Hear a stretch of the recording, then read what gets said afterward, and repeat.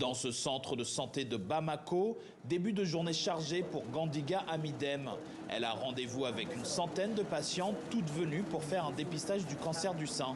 Et pour commencer, elle explique les bons gestes pratiqués pour détecter la maladie. Il faut regarder le sein en le divisant en 4 cadrans, puis il faut masser les différentes parties à la recherche d'un grain ou d'une excroissance sur les 4 côtés. De l'extérieur vers l'intérieur, il faut bien tout ausculter. 2 patientes sur 10 sont déclarées positives au cancer du sein dans ce centre. Dans l'année, c'est plus de 2000 femmes qui viennent se faire dépister ici, non sans une certaine anxiété. Ma grand-mère a eu le cancer de sein. Elle a été même amputée à cause de ça. Vraiment, c'est une maladie que j'ai peur, parce que c'est une maladie silencieuse.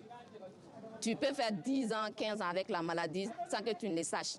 Au moment que tu le saches, généralement, c'est que c'est trop tard. Les personnes déclarées malades sont dirigées vers les centres hospitaliers. En 2020, cette patiente anonyme apprend qu'elle est atteinte d'un cancer. Après avoir subi une ablation du sein, plusieurs chimiothérapies et une radiothérapie, elle est actuellement en phase de rémission. Elle vient aujourd'hui pour une visite de contrôle.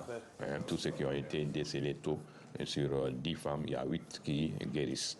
Et maintenant, pour les cas qui sont vus un peu tardivement, il y a encore un pourcentage qui peut aller de 20 à 25% de rémission complète. Pour inverser cette tendance, et comme chaque année dans le monde, dans le cadre d'Octobre Rose, les autorités mènent des campagnes de sensibilisation à la maladie.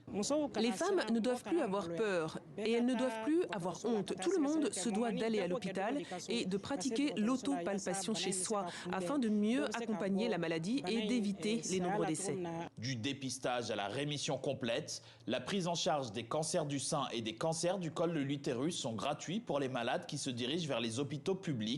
Cela grâce à un partenariat entre l'État et Médecins sans frontières.